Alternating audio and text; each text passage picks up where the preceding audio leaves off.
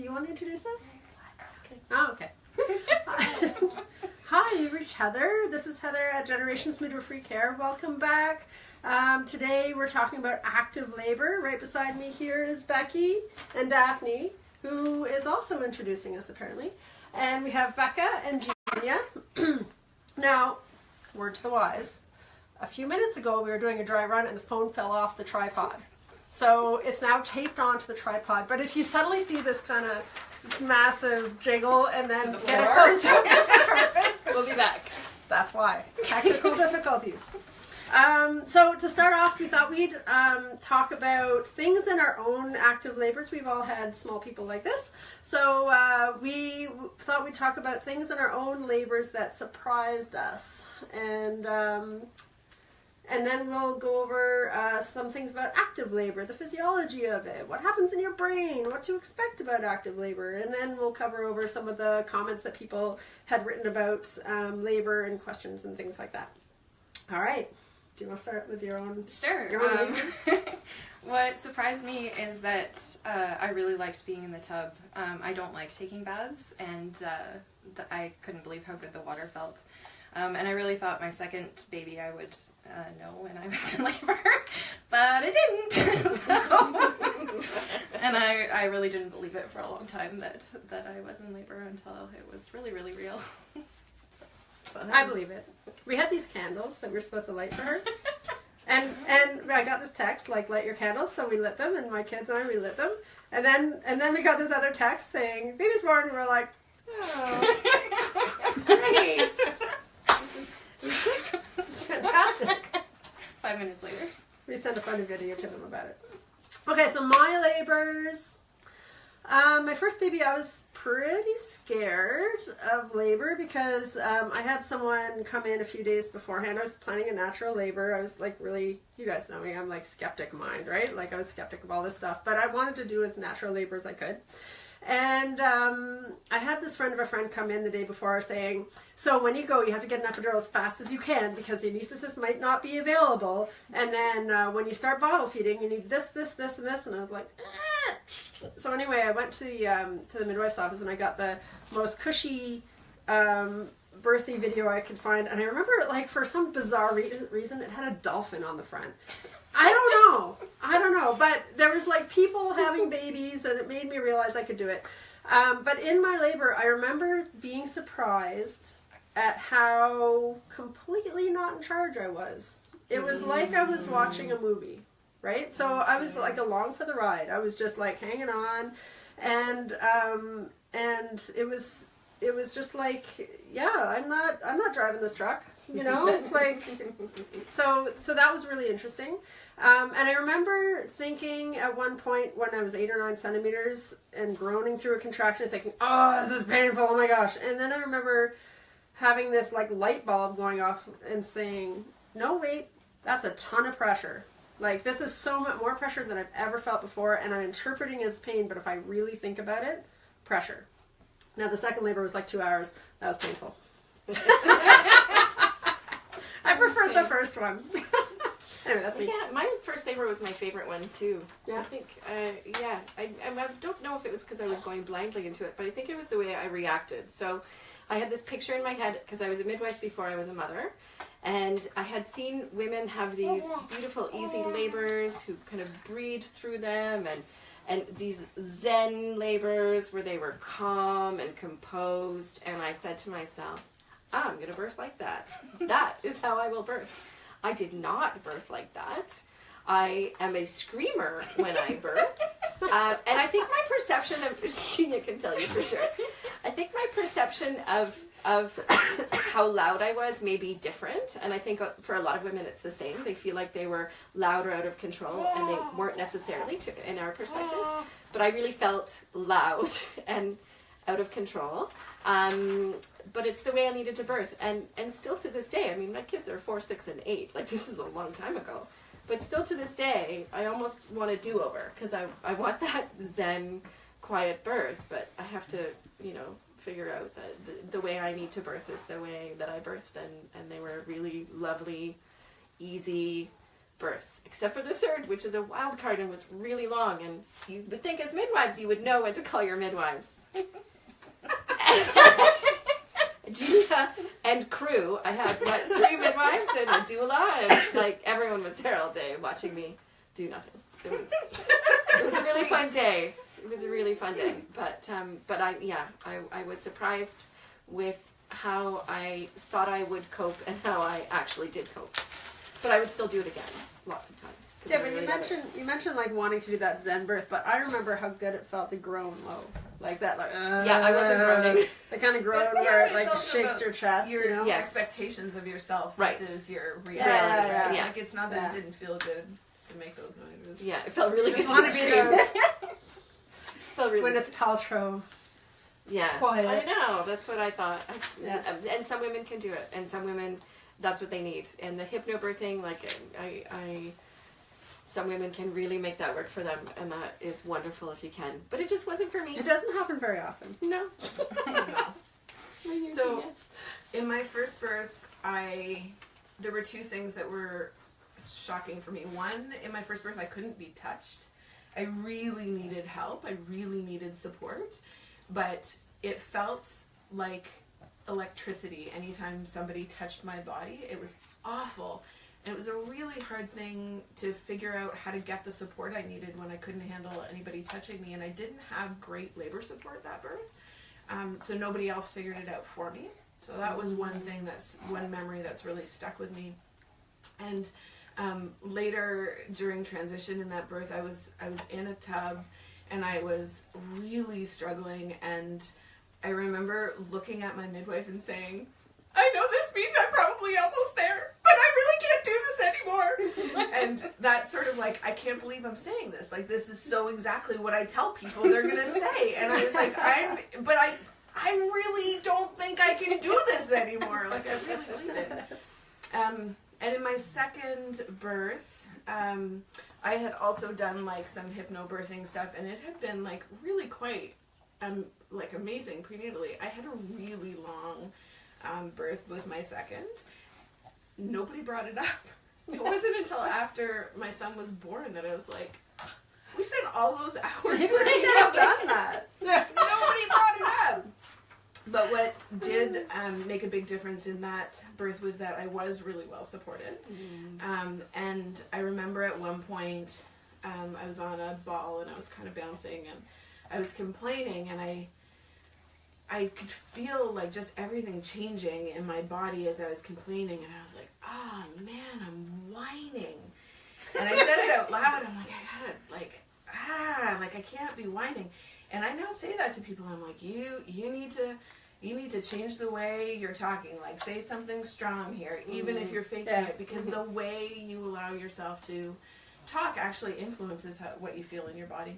Absolutely. Yeah. And that goes for life too. What you tell yourself matters, right? Yeah. You can always change your story. You believe those messages to yourself, for sure. Yeah.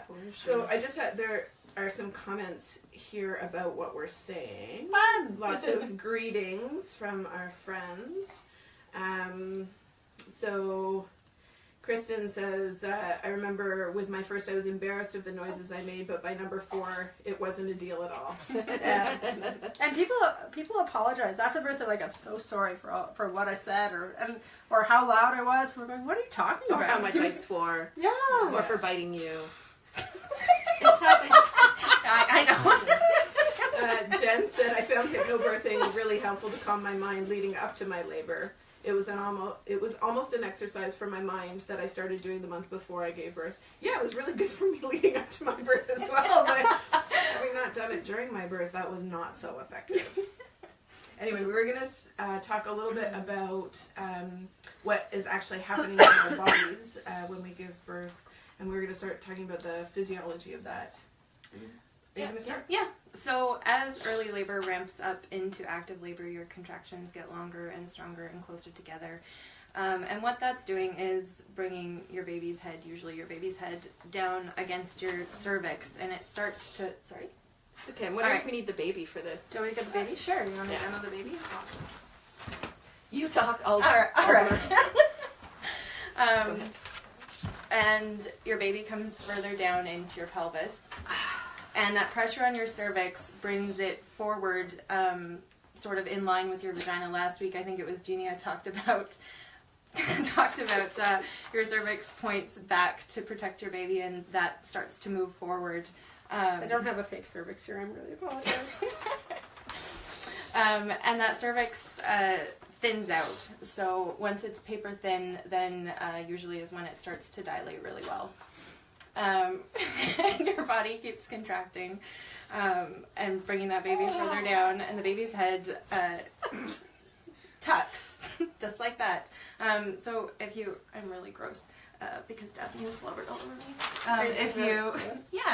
If you imagine pulling a turtleneck over your own head or your kids' heads, it's easiest to do if that head is tucked down and you're going over the crown of the baby's head rather than straight down or the face. So you want the baby's head to be tucked in and down, and babies do that pretty well on their own. This is smaller than that, Mm-hmm. right? So that's why it's important that baby's tucked. And if baby's not tucked, we get you to do all kinds of stuff that make your hips basically climb stairs. That make your hips go like this, which helps the babies tuck their heads. Sorry to interrupt you. That's okay. Where do I go from here? What more do you say? So during active labor, your cervix will open from about 3 to 6 centimeters, where that's still early labor, depending on how your labor goes, to 10 centimeters. And 10 centimeters is kind of arbitrary. It's not actually 10 centimeters. 10 centimeters is when we just can't feel any more cervix left. And during that time, your baby is also descending, as Becky and Heather were saying. 8 to 10 centimeters is when what we call transition, which is usually the most intense part of your labor, but also the shortest. And the rate of change speeds up. So usually in a normally progressing labor, 0 to 3, 4, 5 centimeters is quite slow, and then it's significantly faster between 5 and 10 centimeters, and often 8 to 10 centimeters is the fastest of all. Often people are really terrified about the idea of transition because they hear that transition is the most intense part. Once you get into active labor, the contractions don't get harder. They get closer together. You start to get more tired, but they don't get harder. So once you're in active labor, that's pretty much what you have to deal with. So sometimes people say, well, I should get pain relief now because this is hard now. What is going to happen later, right? But no, it's in a normally progressing labor, you're just dealing with contractions that go from every 3 minutes to every 2 minutes, and they're lasting a minute each time. So so transition is intense, but it's certainly nothing that you can't handle. And one of the things that helps us in the physiology process of this are our own hormones. So we know we've got oxytocin. So oxytocin is the hormone responsible for the contractions, so the strength and frequency of the contractions. And then as the contractions pick up and we hit that active labor piece, we start releasing endorphins. So endorphins act in our body like morphine. They're our own pain mechanism, our own pain management. And so generally as your contractions ramp up, your endorphin levels will ramp up and they'll match. And so what happens though when you get a lot of morphine in your body is you do get sleepy, tired, dopey.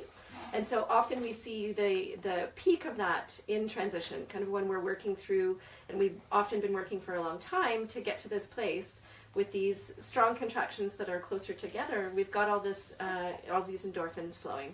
And so a lot of women in transition will say that they're too tired, they're not going to have the energy to push the baby out, they're really, really, they just feel out of it, they're not strong enough.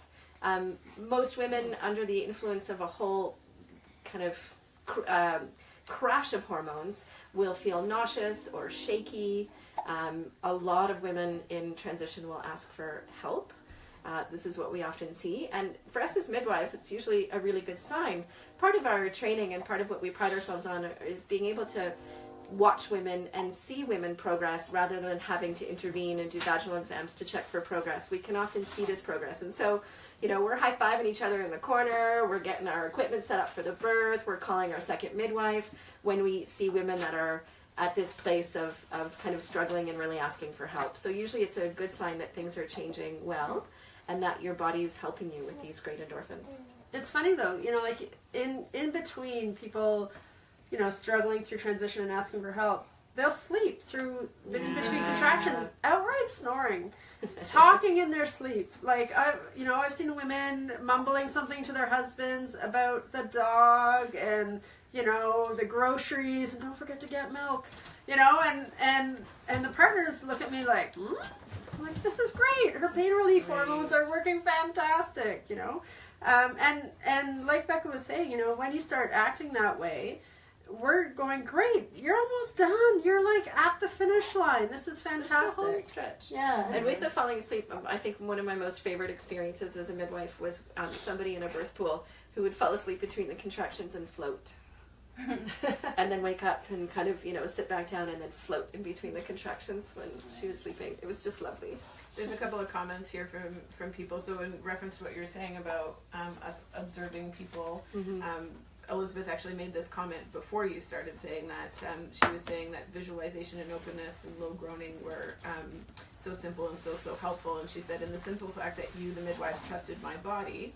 Example, I've not had a cervix check in labor because it simply wasn't necessary. Empowered me to trust my body too. There were other comments about things people apologized for. So definitely remember, Sarah Marie said, definitely remember apologizing for the swearing. And Carolina said, I'm sorry for my water splashing on your feet. Water splash many places, actually. Yes. So one of the other things that helps you cope during labor is changes in your brain. And so what that means is that during early labor and when you're not in labor, the part of your brain that is really at the forefront of your consciousness is the front of your brain, the newest part of your brain. And that's the part of our brain that helps us to build buildings and drive cars and think through math equations. But birth is really controlled by the more ancient part of our brain, the part of our brain that controls our basic functions. And as we ramp up into active labor, there's a real shift between what is happening in our brain and the thinking, critical part of our brain, the part of our brain that makes us doubt ourselves, that makes us wonder if we can really do this or not. That part of our brain gets suppressed, and the ancient part of our brain kind of comes up and becomes more powerful, and that also adds to that labor land, that altered state of consciousness. So people lose track of time, people stop often questioning themselves, and that part of the brain is also the part of the brain that's in charge with the, oh my gosh, Daphne. So cute. She really likes this weird baby. That part of your brain is the part of your brain that's in charge of things like fight, flight, or freeze. And so if you are disturbed during your labor, if there are weird sounds or smells or people there that you don't feel safe with, it can actually slow down your labor. And that's your body's attempt to make sure that you're safe, because, you know, from an evolutionary perspective, it's really, really hard to run away from a saber-toothed tiger if you've got a baby's head between your legs. So, you know, your body works hard to make sure that or your brain works hard to make sure that you are safe, and to make sure that your labor can progress safely. So thinking about the ways in which you can create an environment that makes you feel safe and secure is a really good thing to do when you're thinking about your own active labor. It's true. I've occasionally been at, Jose's watching! Hi, Jose! Jose's on vacation. Happy vacation! So, what I was going to say. Oh, yeah. So, yeah, it's true. Sometimes when you have people around that are not contributing to your labor experience, I mean, they can hinder your labor. I've occasionally been at home births where someone had, occasionally you have extended family in the house, and sometimes that's really welcome and lovely and warm, and other times it's not.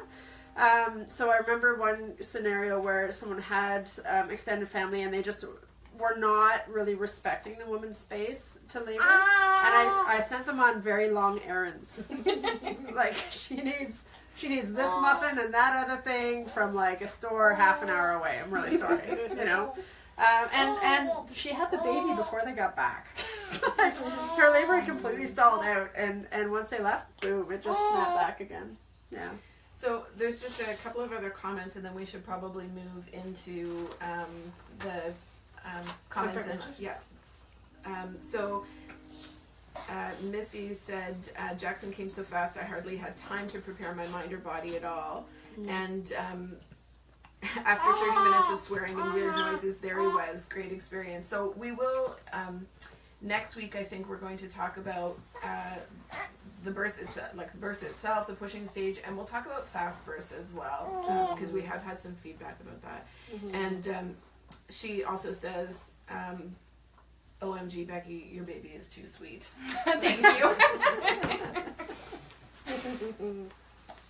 So people have been very generous with their feedback about things that they found really helpful during their births. We actually haven't received any questions, so if you do have questions about active labor, or if you have questions, or perhaps you know the answer but you'd like to hear our take on it, or things you think other people would like to know, then by all means please enter them into the comments.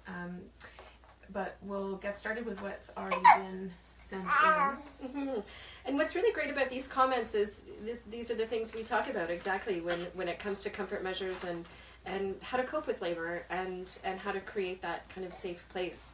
So Tabitha writes in, some things that really helped me during active labor: laboring in a quiet and dimly lit room without having to talk to anyone and without anyone talking to me. So this is really, it's a really good point for partners. And when Genia was talking about those changes in the brain that happen, some of the things that can take us out of that labor land are questions that then we have to choose from. So with partners being there, what is really important is just basically their presence, but also not asking a bunch of really silly questions. And Tabitha appreciated that also, not talking if it's not needed. Just handing a cup of water as opposed to asking whether they want juice or ginger ale, or what kind of muffin. How's your pain now? Yeah. How's your pain now? It helped me to stay focused and gave me a chance to relax in the rhythm of my contractions without distractions. I really enjoyed being in the privacy of our home and around familiar things. It helped me feel much more calm, comfortable, and in control of the pain.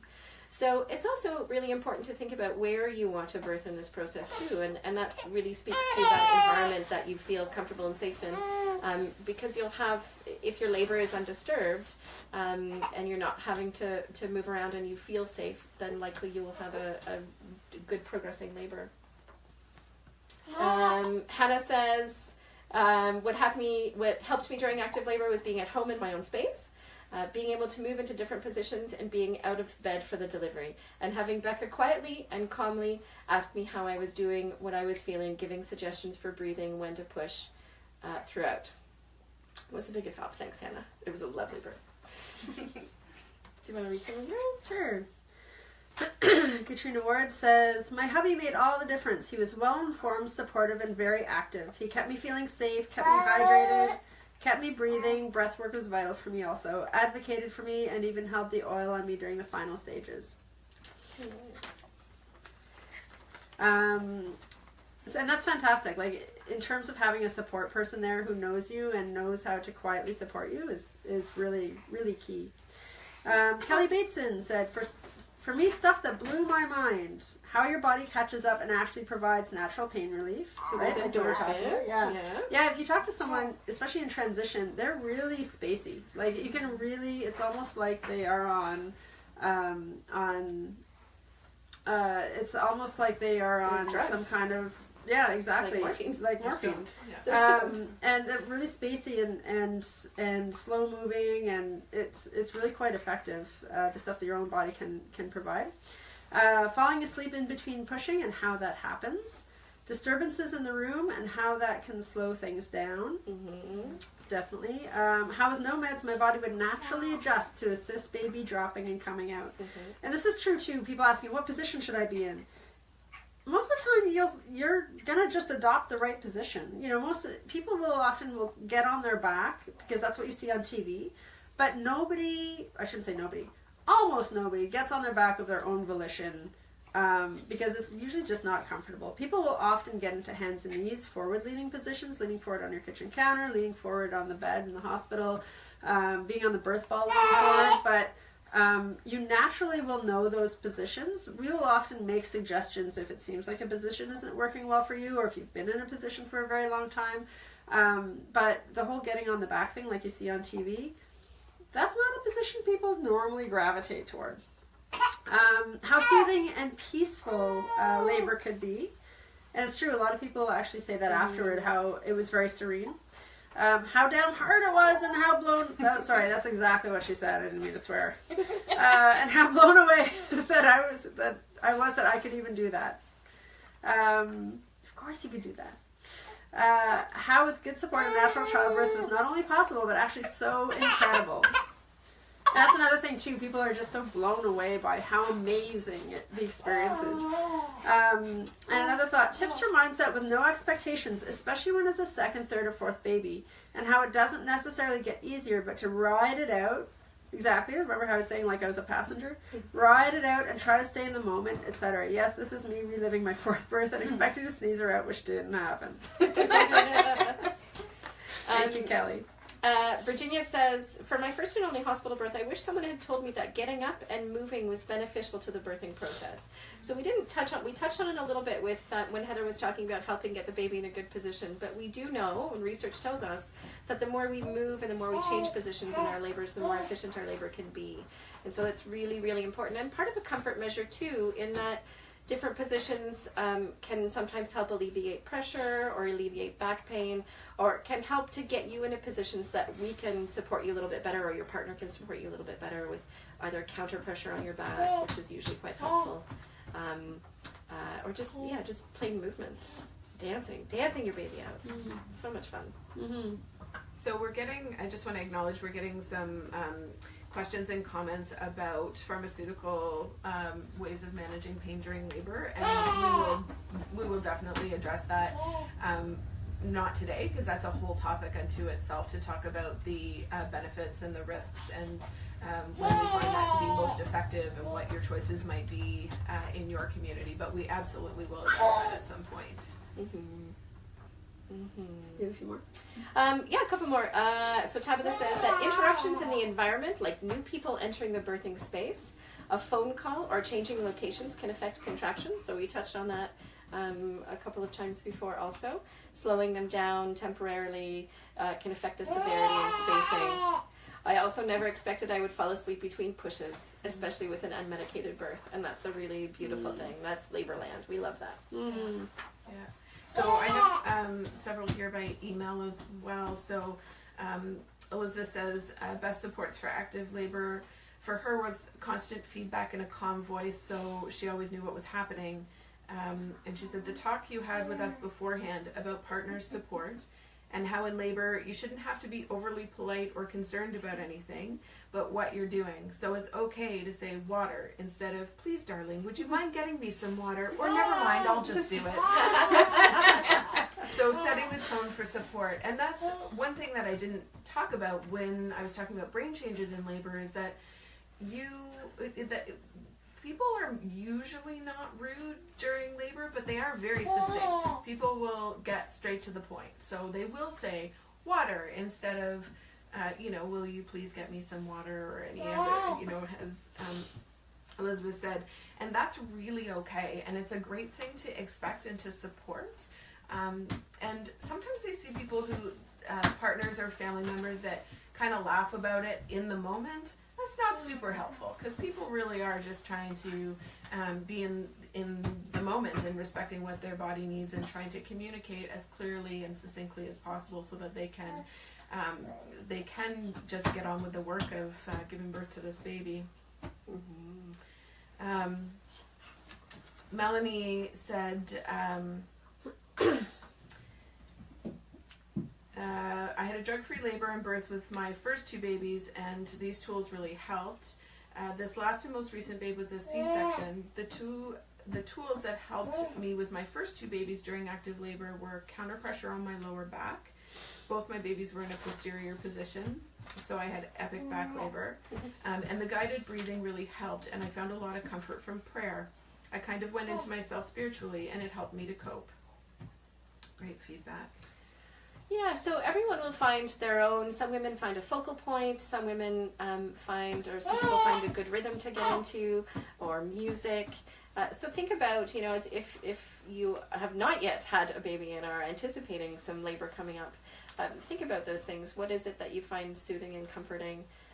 Is it prayer? Is it certain people? Is it a teddy bear? I've seen a lot of teddy bears at births, or those objects that we have that bring us comfort. Sometimes it's music, sometimes it's a really fantastic playlist. And so these are kind of tools, your own tools that you can gather and put in your kit for when labor comes. Well, a client of mine did her whole labor to cartoons. She had the cartoon channel on. That was at home. A woman in the hospital labored to... okay. So I was walking down the hall, I was getting something from the equipment room, and I hear this crazy screaming. And I'm thinking, what the... And I ran down the hall, and here she is sitting beside her husband, and they're watching The Walking Dead. The Walking Dead. The Walking Dead. And like, she was 8 centimeters.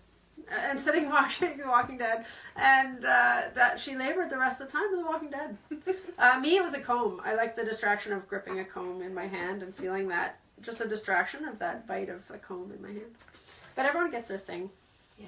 So just as a background to this comment, in our practice we offer 2 group prenatals, and we cover, one of those group prenatals we cover preparing for birth, and we generally do a bit of acting to talk about all the stages of labor, including active labor, and what that looks like. And usually I'm the one acting. I refuse to do it on Facebook Live, which is why you're not seeing it now. But Janine comments, since Austin was born, the one thing that comes back to me always when I think about her labor was going to my last class before Austin was born. Watching Gina and Becca act out each stage of labor was eye-opening. It literally was pretty well how it went. Especially when it came to midwife support. When it was almost time to deliver Austin, Gina called Heather, who was down in a C-section, and she was just finishing up when she came to my delivery. I'm pretty sure she ate and ran. Where else do you get support like that? I don't think I ate. And then Janine goes on to say, I have never been more comfortable with pooping in front of somebody.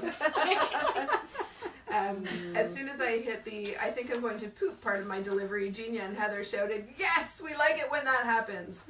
Who else will give you the support? We say that a lot. We do say that a lot. We will talk about pooping and the sensation of pooping and why we get excited about it next week when we're talking about pushing and birth.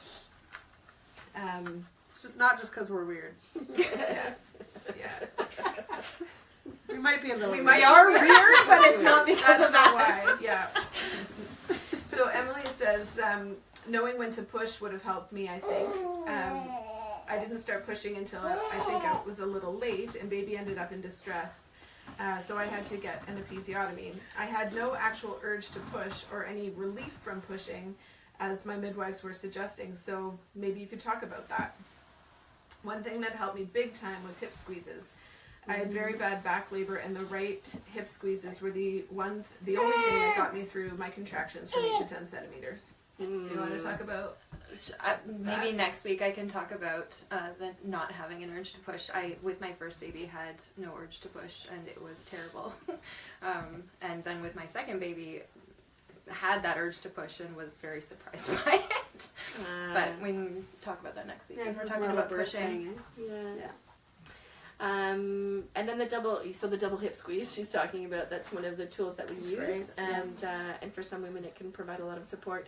And these are things that we usually involve partners or support people in doing also. Oftentimes, I think one of the biggest concerns for partners in labor is, what do? I don't know what to do. I don't know how to help, this person that I love so much go through this process. And so just take the suggestions that we give and be present, and we can usually kind of walk through some really great comfort measures that partners can provide for their loved.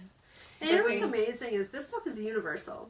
Like, I was in Guatemala last year, and we asked the indigenous Mayan midwives, who basically hike for 2 to 4 hours in the remote areas of Guatemala to deliver babies, you know, how they do things, and they were acting out how they do a birth. It's the same. So, like, they said when it's hard, women get on hands and knees. And we're like, yes, I do. And they did the double hip squeeze, and what they did with women was they would do a double hip squeeze, and they would put their head on the woman's lower back to do it all at once. We kind of do this thing with our hands, right? So they do that, and then the baby comes, and they go, oh, baby, you know. But it's universal. Like, the same things that comfort us, comfort women in other countries, and birth just kind of happens the same way all around the world, which is kind of really cool. And back to supporting partners, or how partners can be supportive. We will be publishing a blog post including this video and some other resources at generationsmidwifery.ca/active labor, and that includes a link to a free cheat sheet for partners around how to provide excellent labor support. So that will probably be published tomorrow. Ooh. So Melinda wrote, hey Genia, maybe you can talk about making the deep low sounds and relaxing the jaw during contractions. I know I felt better when you told me that when I was having my first. Then I read about the importance of relaxing the jaw in the Ina May book. Before you came to the rescue, I think I was just crying through contractions the first time around.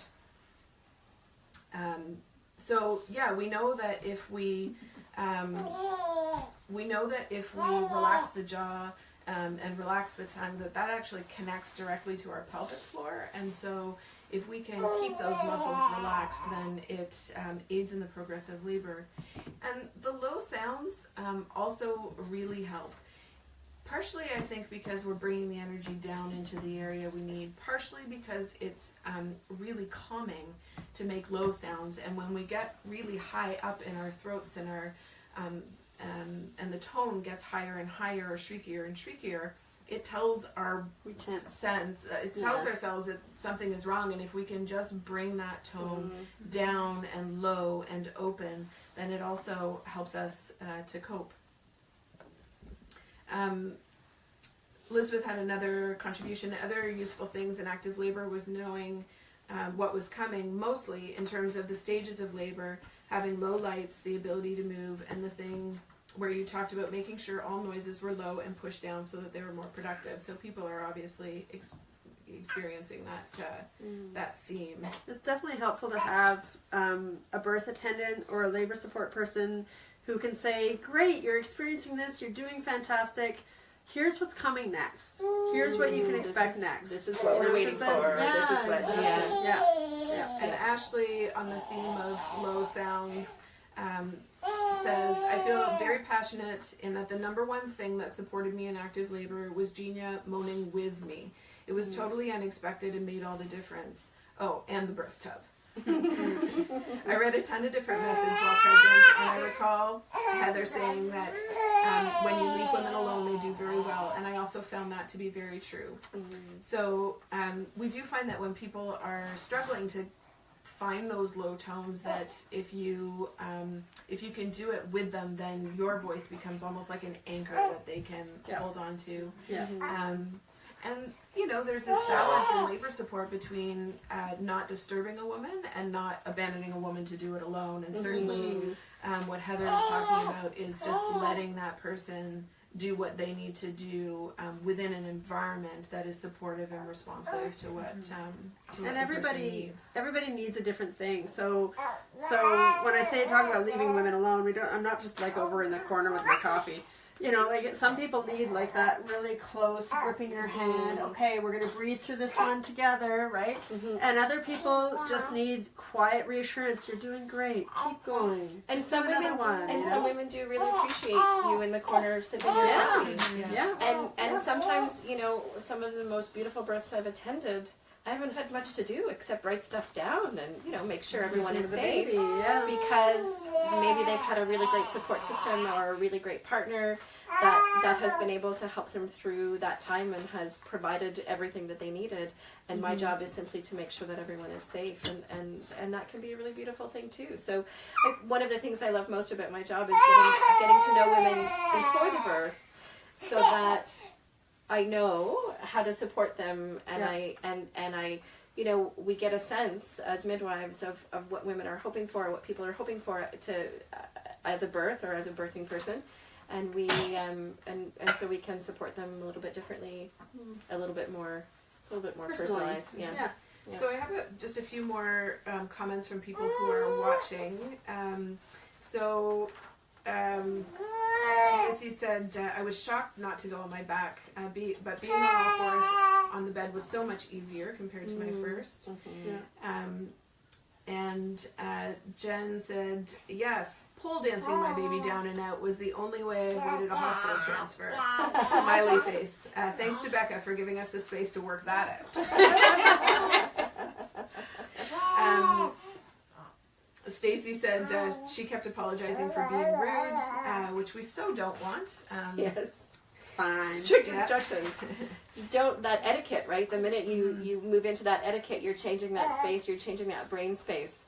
And so we don't want sorry, please, thank you, you know, shout out what you need, say stop if it's not working.